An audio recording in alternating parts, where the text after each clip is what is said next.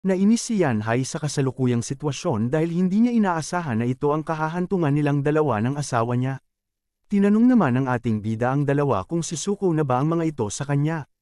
Ngunit naging matigas naman ang ulo ng dalawang matanda at kanilang sinabi na mas gugustuhin pa nilang mamatay kaysa sumali sa clan nila. Nang marinig ito ng ating bida ay agad naman niyang sinabi na nais lamang niyang imbitahin ang dalawa na maging elder ng kanilang clan at wala siyang balak na bastyusin ang mga ito. Sinabi rin ng ating bida na kung hindi sila naniniwala sa kanya ay maaari nilang tanungin si Elder Lee kung ano ang pagtrato niya sa kanyang mga elder. Nakangiting sinabi naman ni Elder na maganda ang pakikisama ni Steward Joe sa kanilang mga elder. Sinabi rin niya na ginagalang rin ng clan ang mga elder nito ng may mataas na respeto. Ngunit alam rin ni Elder na hindi lamang mabuti ang pinapakita ni Joe Fan sa kanila, dahil kaya rin itong maging walang awang tao kapag hindi sumunod sa kanya ang mga ito. Ngunit kahit na maganda na ang mga sinabi ni Elder Lee ay nagmatigas pa rin ang dalawa na hindi sila sasali sa clan na ito. Mas lalong nainis naman ang ating bida nang marinig niya ito. Nagsaad din siya na dahil ignorante ang dalawa ay huwag sana siyang sisihin ng mga ito sa gagawin niya. Agad na tinaas ng ating bida ang kanyang kamay at kasabay nito ay nagsimula ng mawasak ang mga buto ng dalawa sa kanilang katawan. Napasigaw rin ang dalawa dahil sa sobrang sakit ng kanilang nararamdaman na kahit malakas sila ay hindi nila kayang tiisin ito. Nagulat naman si Elder Lee nang makita niya ang dinaranas ng dalawang ito sa kamay ng ating bida. Nasabi rin niya na kung hindi siya sumuko agad noon ay tiyak na ganitong pagdurusa rin ang naranasan niya sa kamay ng ating bida. Kaya nasabi na lang niya na talagang walang awa ang batang ito. Bigla namang umatake ang mga alaga ng matanda sa ating bida, ngunit agad namang hinarang ito ni Elder Lee. Naging seryoso si Joe Fan nang makita niya ang nais gawin ng mga halimaw kaya nasabi na lang niya na talagang walang utak ang mga ito. Agad rin niya na tinihil ang pagpapahirap sa dalawa, kaya natigil na rin sa pagsigaw ang dalawang matanda. Ngunit kasabay nito ay lumabas rin ang maraming dugo sa kanilang mga katawan dahil sa mga nawasak na buto sa loob nito. Mas lalong nabahala naman ang mga halimaw dahil sa kalagayan ng kanilang amo. Sinabihan naman ni Joe Fan ang dalawang halimaw na kapag hindi sumunod sa kanya ang mga ito ay papatayin niya ang kanilang mga amo. Napansin naman ni Yanhai na maaaring patayin ng ating bida ang kanilang mga alaga kaya agad na niyang inutusan ang dalawang spirit beast na bumalik sa singsing nila. Nagsaad naman ang ating bida na kahit ang mga alagang halimaw ng dalawang matanda ay naaawa sa kalagayan nilang dalawa. Kaya muli niyang tinanong ito kung nais ba talaga nilang mapahiya ang kanilang sarili tulad nito. Tumawa naman si Yanhai at kanyang sinabihan ang ating bida na huwag niyang maliitin silang dalawa. Nasabi rin niya na kahit hawak pa ng ating bida ang buhay nilang dalawa ay hindi pa rin sila susuko sa kanya. Nalungkot naman si Ching Jian at kanyang nasabi na hindi niya inaasahan na magkasama pa rin silang dalawa hanggang sa kamatayan. Nasabi rin niya na hanggat magkasama silang dalawa ay hindi siya matatakot sa kamay ng kamatayan. Sumang-ayon naman dito si Yanhai at kanyang nasabi na ito rin ang nararamdaman niya. Namangha naman ang ating bida dahil sa pagiging matatag ng dalawang ito, ngunit napatawa rin siya dahil alam niyang mas magiging madali para sa kanya na mawasak ang determinasyon ng mga ito dahil sa pagmamahal ng mga ito sa isa't isa. Alam rin ng ating bida na pagmamahal ang matinding kalakasan ng dalawang ito ngunit ito rin ang kahinaan ng mga ito. Kaya agad na siyang umarte na alam niyang totoo ang pagmamahal ng dalawa sa isa't isa kaya tinanong niya ang mga ito kung talaga bang hahayaan lang nila na masaksihan ng bawat isa ang kanilang kamatayan. Natawa naman si Yanhai sa sinabi ng ating bida at tinanong niya ito kung ano ang alam niya sa pagmamahal. Sinabi rin niya na hanggat nasa tabi siya ng asawa niya ay wala na siyang pagsisisihan pa kahit mamatay man siya ngayon. Natawa naman dito ang ating bida at kanyang sinabi na nakikita niya ang pagmamahal na ito. Ginawa rin niyang halimbawa ang pagmamahalan nilang dalawa upang ipaintindi ito kay Yanhai. Nagsaad ang ating bida na sa mga nagdaang taon ay alam niyang pinagbibigyan lamang ni Yanhai ang kanyang asawa sa kanilang mga naging laban. Ang malala pa ay ginagamit rin ni Ching Jian ang kanyang cultivation upang mas mapabata ang kanyang anyo, kaya alam niyang mas mahina ang babae na ito sa kanya. Ngunit hindi pa rin magawang matalo ni Yanhai ang babae dahil sa pagmamahal niya rito. Pinagalitan rin ng ating bida si Ching Jian dahil sa mundong ito. Ang cultivation ang pinakamahalaga upang mabuhay ang mga martial artist tulad nila. Kaya ang paggamit ni Ching Jian ng kanyang cultivation upang mapanatili ang kanyang batang anyo ay isang katangahan.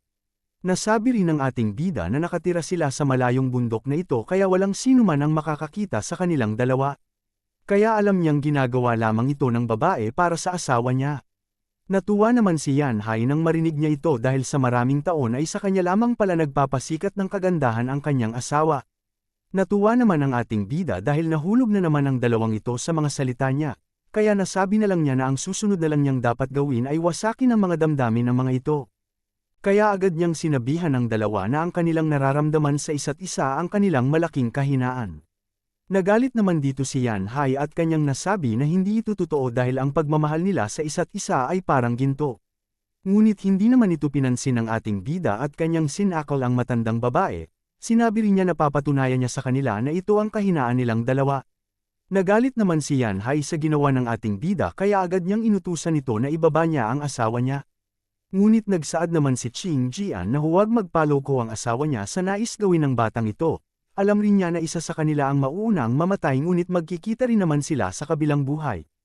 Tumawa naman ang ating bida at kanyang tinanong ang matanda na kung sa tingin niya ba ay ganoon lamang kadali ang mamatay sa mga kamay niya. Ngunit sinabihan rin niya ang mga ito na huwag silang mag-alala dahil hindi pa ito ang magiging kamatayan nila. Ngunit binalaan niya ang mga ito na huwag silang makampanti dahil kapag oras na nilang mamatay ay magmamakaawa ang mga ito sa kanya. Pagkatapos nito ay agad nang ginamit ng ating bida ang kanyang Demon Transformation Art sa matandang babae. Kasabay nito ay bumalik naman ang totoong anyo ng matanda at nawala na ang kanyang batang anyo. Sinabihan rin ng ating bida si Yanhai na ito ang totoong anyo ng kanyang asawa kaya dapat na niyang titigan ito ng mabuti. Naiyak naman si Qing Jian dahil sa pagkawala ng kanyang batang anyo at sinabihan niya ang kanyang asawa na huwag siya nitong tingnan. Ngunit hinawakan naman siya ng ating bida at kanyang sinabi na walang kwenta ang kanyang sinabi dahil kontrolado niya ang katawan ng matandang ito. Kaya kahit naisin man ng matandang ito na isara ang kanyang mga mata ay hindi niya ito magagawa. Naisip rin ng ating bida na ang una niyang dapat gawin ay wasakin ang isip ng babaeng ito. Nagsaad naman si Yanhai na hindi kailangan mahiya ng kanyang asawa dahil sa kanyang mga mata ay siya pa rin ang pinakamagandang babae sa buong mundo. Ngunit muli naman nagsaad ang ating bida na nakakatawa ang sinabi ng matandang ito. Inutusan naman ng ating bida ang babae na tingnan niya ang sarili niyang mukha. Tinanong rin niya ito kung sa tingin niya ba ay mukha pa rin siyang isang batang babae. Naiiyak naman na sinabi ni Qing Jian na tigilan na niya ang ginagawa ng ating bida. Naging seryoso naman si Zhou Fan dahil alam niyang mawawasak na niya ang isip ng matandang lalaki na ito. Nagsaad naman si Yanhai na tigilan na ito ng ating bida dahil sa oras na makawala siya ay papatayin niya ito ng walang awa. Tumawa naman ang ating bida at kanyang sinabi na hindi na makakawala sa kanya ang dalawang ito hanggang kailanman. Kaya sinabihan niya ang matanda na huwag na siyang magtapang-tapangan pa sa harapan niya. Tumawa rin ang ating bida at kasabay nito ay binitawan na niya ang katawan ng matandang babae na ito. Nabahala naman si Yanhai nang makita niya ito. Nasabi rin ng ating bida na kung hindi pa susuko ang mga ito sa kanya ay mas lalong ipapahiya niya pa ang matandang babae na ito sa harapan niya. Agad rin na sinabi ng ating bida na kung pareho pa rin ang tapang ni Yanhai ay ipapakita niya sa kanya kung paano ang maging isang tunay na lalaki. Agad rin niyang hinawakan ang katawan ng matandang babae at tinanong niya ang matanda kung sa tingin niya ba ay masarap pa rin ang katawan nito kahit matanda na. Halos mawasak naman ang puso ni Yanhai nang marinig niya ito kaya wala na siyang nagawa kundi ay agad na sumuko sa ating bida. Naiiyak rin niyang hiniling sa kanya na huwag na niyang ipagpatuloy pa ito dahil sumusuko na siya sa kanya. Agad naman na binitawan ng ating bida ang babae matapos niyang marinig ang pagsuko na ito. Nagsaad rin ng ating bida na kung kanina pa ginawa ng dalawa ito ay hindi na sana sila nagdusa pa. Tumawa rin ang ating bida at kanyang sinabi na magtipo na ang lahat. Kasabay nito ay binigyan rin niya ng gamot ang dalawa upang mapagaling nila ang kanilang mga sarili. Ngunit natakot naman ang dalawa dahil hindi nila alam kung gamot nga ba ang mga ito. Naging seryoso naman ang ating bida at kanyang tinanong ang dalawa kung hindi ba sila susunod sa kanya. Natakot naman ang dalawa nang marinig nila ito kaya agad na rin nilang kinuha ang mga gamot. Naging seryoso naman si Elder Lee at kanyang nasabi na kung hindi siya sumuko agad noon ay tiyak na ito rin ang mararansan niya sa kamay ni Zhou Fan. Hindi rin niya inaasahan na ang dalawang halimaw na ito ay makakaranas ng ganitong pang-aapi. Kaya nasabi na lang niya na talagang walang puso ang batang ito at isa rin itong demonyo. Pagkatapos ng 3 oras ay natapos na ring pagalingin ng dalawa ang kanilang mga natamong pinsala. Kaya natuwa na lang ang ating bida at kanyang nasabi na maaari na silang bumalik ngayon sa kanilang clan. Natakot naman ang dalawa dahil alam nilang demonyo ang batang ito. Nagsaad naman ang ating bida na hindi nila kailangan matakot sa kanya dahil isa na silang pamilya sa ngayon. Tinanong rin ng ating bida si Qing Jian kung nalimutan na ba niya na magkaibigan silang dalawa kanina. Nagalit naman si Qing Jian dito at kanyang sinabi na wala siyang kaibigan na tulad niya. Nasabi rin niya na talagang naging bulag ang kanyang mata dahil hindi niya nakita ang demonyong puso ng ating bida. Natakot naman si Yan Hai sa mga sinabi ng kanyang asawa kaya agad siyang humingi ng paumanhin sa ating bida. Ngunit hindi naman ito pinansin ng ating bida at kanyang sinabi na ang buhay nilang dalawa ay nasa mga kamay na niya. Kaya wala siyang pakialam kung maging maganda man ang relasyon nilang tatlo o hindi. Ngunit binalaan niya ang mga ito na elder na sila ng Luo clan kaya kailangan nilang umarte ng ganoon. Pagkatapos nito ay agad nang umalis ang ating bida at sinabihan niya ang tatlo na sundan na siya ng mga ito. Naging seryoso naman ang dalawa nang marinig nila ito at napabuntong hininga rin sila dahil sa pagkatalo na ito. Napatanong rin sila kung paano nangyari sa kanila ito kahit ang malakas na Regent State ay walang nagawa sa kanila. Ngunit bigla namang natigil ang dalawa nang marinig nila ang tanong ni Elderly kung nasaan na ang pagtawa ng matanda kanina sa kanyang kalagayan.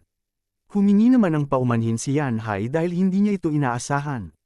Nasabi rin niya na hindi rin niya inaasahan na demonyo pala ang master na sinusunod ni Elderly. Tumawa naman si Elderly at kanyang nasabi na ito rin ang naramdaman niya noon. Ngunit nasabi rin ni Elderly na hindi lamang ang bloodworm ang dahilan kung bakit niya sinusunod ang batang ito, dahil kahit na bata man sa paningin nila ang kanilang steward ay isa pa rin itong nakakamanghang tao. Nasabi rin niya na magaling ang batang ito sa lahat ng bagay at kaya nitong gumawa ng mga bagay na imposible. Kaya nasabi na lang niya na hindi magiging kawalan sa dalawa ang sumunod sa taong ito. Nagulat naman ang dalawa nang marinig nila ito. Nagsaad rin si Elderly na dahil magiging magkasama na rin naman sila sa hinaharap ay bibigyan niya ng payo ang dalawang ito kung paano mabuhay sa Luo clan. Agad naman na nagsaad si Yan Hai na nais niyang malaman kung ano ito. Ipinaliwanag ni Elderly na maliban kay Zhou Fan ay mababait na ang ibang miyembro ng kanilang clan. Nagsaad din siya na kung magkamali man sila ay lumapit lamang sila sa kanilang young miss dahil ito lamang ang sinusunod ng ating bida. Kaya pinayuhan niya ang mga ito na maging malapit sa kanilang young miss. Nasabi rin ni Elderly na ang kanilang steward ay matapat at sinusunod lamang nito ang kanilang clan head at young miss. Kaya para mabuhay sila ay kailangan nilang maging malapit rin sa clan head. Agad naman na nagpasalamat ang dalawa nang marinig nila ang sinabi ni Elderly. Tumawa naman ng malakas si Elder at kanyang sinabi na hindi na nila kailangan pang magpasalamat dahil magiging isang pamilya na rin lang naman sila simula ngayon. Ngunit naisip rin niya na ang pabor na binigay niya sa mga ito ay mababayaran din nila sa hinaharap, kaya sa tingin niya ay mas mabuti na rin ito. Ngunit bigla namang napaisip si Elderly kung kailangan pa siyang naging palaisip. Sa kabilang banda, sa loob ng Imperial Capital, ibinalita naman ng mga bantay na dumating na si Marshal Dugo at nais niyang makausap ang emperador. Agad naman na pumayag dito ang emperador, pagkatapos nito ay tinanong niya ang Marshal kung ano na ang iuulat niya sa kanya. Agad naman na nagbigay galang si Marshal Dugo sa emperador nang makita niya ito. Ngunit agad naman siyang hinawakan ng emperador upang patayuin dahil alam niyang malaki ang kontribusyon ni Marshal Dugo sa pananatili ng kapayapaan ng kanilang imperyo. Agad rin niyang tinanong ang Marshal kung ano na ang kasalukuyang sitwasyon ng Wingate City. Nalungkot naman ang mukha ni Marshal Dugo at kanyang nasabi na hindi maganda ang nangyari sa lungsod na ito dahil huli na siya nang marating niya ang lungsod. Nasabi rin niya na ang naging labanan sa lungsod na ito ay kalunos-lunos dahil 100,000 tauhan ng Luo clan ang namatay sa laban. Nagulat naman ang emperador nang marinig niya ito at kanyang tinanong ang Marshal kung kailan pa nagkaroon ng 100,000 tauhan ang isang third-rate na pamilya tulad ng Luo clan. Tinanong rin niya ang Marshal kung nakita niya ba ang labanan na ito. Nahihiyang sinabi naman ni Marshal Dugo na hindi niya nakita ito. Ipinaliwanag rin niya na sinabi lang ito sa kanya ng steward ng clan. Naging seryoso naman ang emperador at kanyang nasabi na mukhang si Zhou Fan na naman ang may pagkanan nito. Nagulat naman si Marshal Dugo nang marinig niya ito at kanyang nasabi na alam na pala ito ng emperador. Naisip naman ng emperador na alam niyang si Zhou Fan lamang ang may kakayahan na magsinungaling sa kagaya ni Marshal Dugo kaya hindi na ito nakakagulat pa. Agad naman na sinabi ni Marshal Dugo na tama nga ang hinala ng emperador na si Zhou Fan nga ang nagsabi sa kanya tungkol sa mga kamatayan na ito. Ngunit nasabi rin niya na kahit siya ay nagdududa rin sa mga sinabi ng batang ito dahil maliit lamang ang kanilang clan. Nagsaad naman si General Sima na kahit ang 7 pamilya ay walang ganito karaming tauhan. Ngunit nasabi rin ni Marshal Dugo na hindi lamang dito natapos ang pinsala na natamo ng Lu clan dahil kahit ang kanilang clan head ay namatay sa laban na ito. Nadismaya naman ang emperador dahil kahit ang Marshal ay naloko ng batang ito, kaya sinabihan na lang niya si Marshal Dugo na matagal nang patay ang clan head ng Lu clan. Nagulat naman si Marshal Dugo nang marinig niya ito. Nainis rin siya dahil talagang niloko siya ni Joe Fan at ni Yun Hai. Kaya nasabi na lang niya na pagbabayar niya ang mga ito sa susunod nilang pagkikita. Agad naman na sinabi ng emperador na hindi na nila kailangan pang pag-usapan ito at inutusan na lang niya si Marshal Dugo na sabihin ito ang ibang impormasyon na nalaman niya sa clan na ito. Ngunit naisip naman ni Marshal Dugo na hindi niya alam kung totoo pa ba ang mga impormasyon na sinabi ng ating bida sa kanya. Nagsaad naman ang emperador na huwag na lang sabihin ito ni Marshal Dugo dahil mukhang wala rin siyang nakuha na ibang impormasyon. Kaya tinanong na lang niya ito kung kamusta naman ang dalawang magkapatid. Agad naman na sinabi ni Marshal Dugo na maayos lamang ang mga ito. Nang marinig ito ng emperador ay tinanong naman niya kung kamusta naman ang ibang mga tauhan ng mga ito. Agad naman na sinabi ni Marshal Dugo na maayos lamang ang mga ito. Nasabi naman ng emperador na mukhang wala namang napinsala sa Lu clan dahil maayos lamang ang lahat ng ito. Ngunit nagtataka pa rin siya kung paano nakaligtas ang maliit na clan na ito sa atake ng 7 pamilya. Agad naman na ipinaalam ni Marshal Dugo na sa likod ng Black Wind Mountain ay may isang level 5 array ang nakalagay doon, kaya sa tingin niya ito ang dahilan kung bakit hindi magawang atakehin ng mga ibang expert ang clan na ito. Nagulat naman ang dalawa nang marinig nila ito. Nasabi rin ng emperador na talagang kakaiba rin ang batang ito dahil marami pang tinatagong kakayahan nito. Nagulat naman si Marshal Dugo nang mapagtanto niya na si Joe Fan pala ang gumagawa ng array na ito at hindi ang clan head ng Lu clan. Nainis naman ang emperador dahil mukhang siya pa ang nagbibigay ng impormasyon sa matanda na ito. Ngunit ipinaliwanag rin niya na 3 taon na ang nakakaraan ay nagkaroon ng matinding pagkawasak ang Lu clan at ang magkapatid lamang at si Joe Fan. Ang guard na si Pang Tongling ang nabuhay. Sinabi rin niya na ang Lu clan ngayon ay ang resulta ng pagiging steward ng batang ito sa pamilya. Nagulat naman si Marshal Dugo nang mapagtanto niya na ito pala ang taong gumawa ng matinding gulo sa Drifting Flowers edifice. Nagsaad naman ang emperador na tama nga ang sinabi ni Marshal Dugo. Sa katunayan ay talentado ang batang ito ngunit nagdadala rin ito ng mga walang tigil na gulo. Ngunit alam rin niya na ang batang ito lamang ang dahilan kung bakit ligtas pa rin ang Lu clan kahit na inatake na ito ng 7 pamilya. Kaya kahit siya ay hindi niya inaasahan na magkakaroon ng ganito kagaling na steward ang isang maliit na pamilya na ito. Naging seryoso naman si Marshal Dugo at kanyang nasabi na hindi niya inaasahan na magaling pala sa array ang batang ito. Kaya nasabi na lang niya na kailangan niyang mapasali ito sa kanyang hukbo upang hindi na sila mahirapan pa sa mga kalaban na gumagamit ng maraming array. Bigla namang naalala ng emperador kung ano ang mahalagang mensahe ang nais niyang sabihin sa kanya. Agad naman na inilabas ni Marshal Dugo ang 3 jade slip na nakuha niya noon sa Lu clan at kanyang sinabi na ito ang ebidensya na sinalakay ng 3 pamilya ang Lu clan at nagpunta sila sa Wingay City kahit na pinagbabawal ito. Agad naman na kinuha ito ng emperador at ang dalawa ay nagulat nang marinig nila ang mensahe sa mga jade slip na ito. Natuwa rin ang emperador dahil sa wakas ay may pwede na silang gamitin upang mabigyan nila ng leksyon ang 3 pamilya na ito. Ngunit tinanong rin ng emperador si Marshal Dugo kung nakita niya ba ang estate lord ng Regent State doon sa lungsod. Naging seryoso naman si Marshal Dugo at kanyang sinabi na ang estate lord lamang ang hindi niya nakita sa lungsod. Naging seryoso naman ang emperador dahil talagang gumagalaw ang pinsan niya na ito sa anino ng 3 pamilya.